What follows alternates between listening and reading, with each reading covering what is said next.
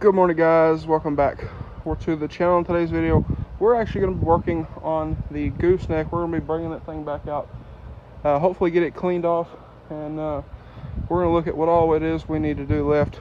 So first things first, I guess we'll roll this cover up and get down there, hook the trailer up, and get it back up to the shop. Alright guys, so got the cover all rolled up. Remember, I need to put my gooseneck ball back in, but I think it's in the shop. But we're going to take the 6.0 down there, get the trailer pulled up by the shop, and first off, we're going to start doing some looking and see what all it is we need to do. I know one of the cross members, the weld broke on it because it's just butt welded, so have to look at it. Might see if we can add some bracing and whatnot. And then on the axles, well, we'll go over it here in just a moment, but I'm gonna pull this down there, find my gooseneck ball, and we'll get the trailer pulled up by the shop, and we will go from there. Alright, so we got had a little issue with the jack, but we got the trailer on the truck. I got it brought up here from down yonder, and what we're going to do, we're going to start off by getting all this stuff cleaned off of here. So we have some 300 stuff, got some metal, we got all kinds of stuff on here. So we're going to start cleaning this off, sort it, you know, what needs to go where, what is scrap, what needs to go to scrap, so on and so forth. So I'm not going to bore y'all with that, but we're going to get started with that real quick and go ahead and get this thing all cleaned off. That way I can kind of explain a little better of what it is we need to do. Alright guys, so we got, or my grandpa actually, got this cleaned off. I did some stuff, but he got most of it, I will say. But we got the thing cleaned off except for that ladder and those casters. We're kind of trying to figure out what it is we're going to do with those. But in the 6.0 here, sitting on the tailgate, as you can see, we are close quarters here. And one thing that was a bit of a concern was the handle for the jack getting into a taillight. Would rather that not happen, being as it took me 2 weeks to build these taillights. So what we're actually going to do is we're going to make, if you hear my grandpa back there, that's what he's doing. But we're going to make a little mount, and that way it'll tuck up right there, out of the way. This doesn't protrude very far into the floor, or we could put it here. Just something to get it away from here. Now, eventually, we might change this jack out and do like a dual jack setup. It'll be a little more stable that way. But for right now, we'll make something and either self-tap screw into this, or maybe just tack weld it on and have something to hang our handle on here. Alright, so got that taken care of. We actually had these little brackets that he was cutting, y'all heard in the last clip, more than likely. But drilled a hole, nut and bolt, nice, easy, simple, done. And it doesn't protrude out to the floor very much at all.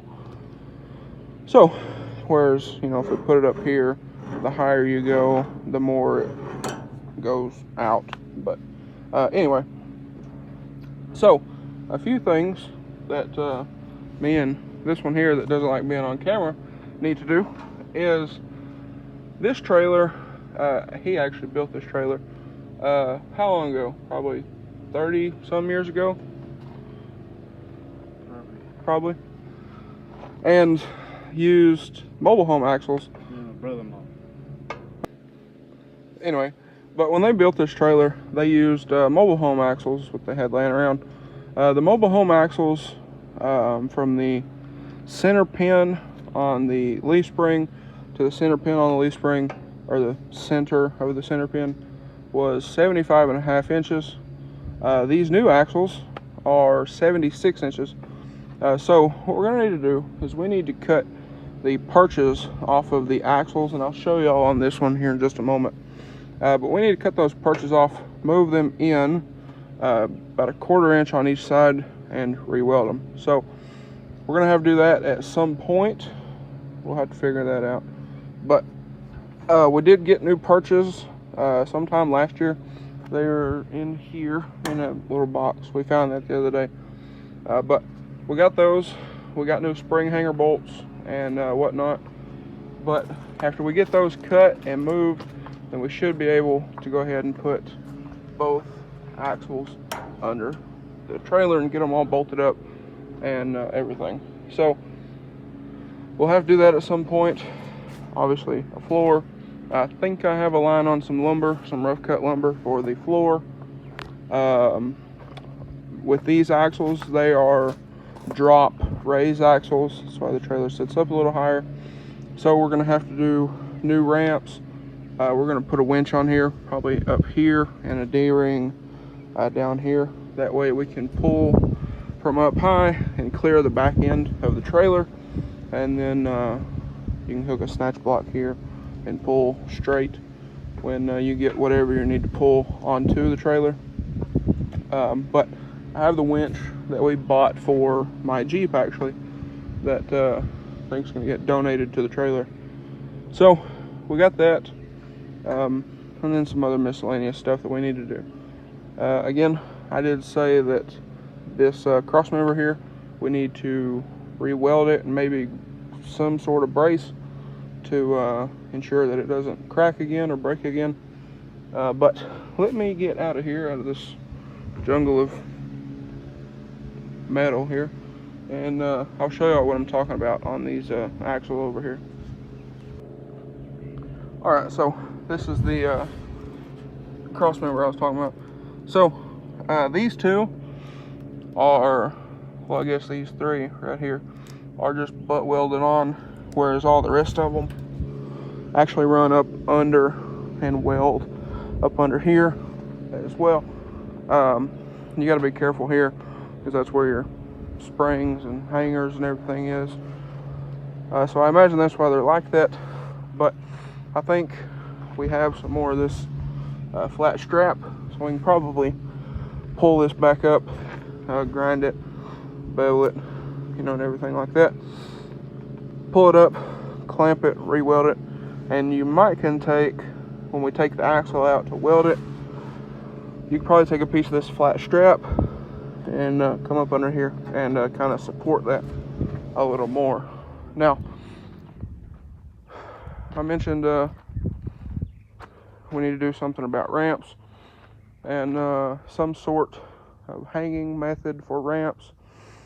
What we were kind of thinking was some 8-footers. Get rid of these altogether, and then put some like slider boxes in under here. So we'll have to see what that does as far as those cross members there, because they are angled, but that shouldn't be too big a deal. We can figure all that out. And then what I was talking about on these axles. So the reason, or the way we got these bolted, is we loosen the springs up, that way they would give, and actually kind of pull them. But we need to cut these perches off, move them over just ever so slightly, and re-weld them. So we got new perches, like I said, so that shouldn't be too big a deal, but we will have a video on that coming up at some point. But I'm running here. We're gonna eat lunch, and we got some stuff to do in the house, and I'll probably come back out here, unhook the 6.0, and we'll probably just leave this trailer here in the driveway, because I think we're gonna try to get this stuff underway here very, very shortly. Alright guys, so I dropped the trailer over here, kind of in front of the shop, that way it's not too visible, a lot less visible than when it was sitting over here. But I guess that is going to be a wrap. So we've actually already got started on the purchase. That'll be in probably the next trailer video, if I had to imagine, unless we go pick up some lumber. But like I said, got the trailer dropped over here. The jack's not quite low enough, it doesn't quite have enough reach, but that works for right now. We'll figure that out later. But anyway, there it is. So with that being said, I guess that is going to be a wrap for today's video. So if y'all are ready for the trailer series, or you enjoyed today's video, please drop a like and comment down below.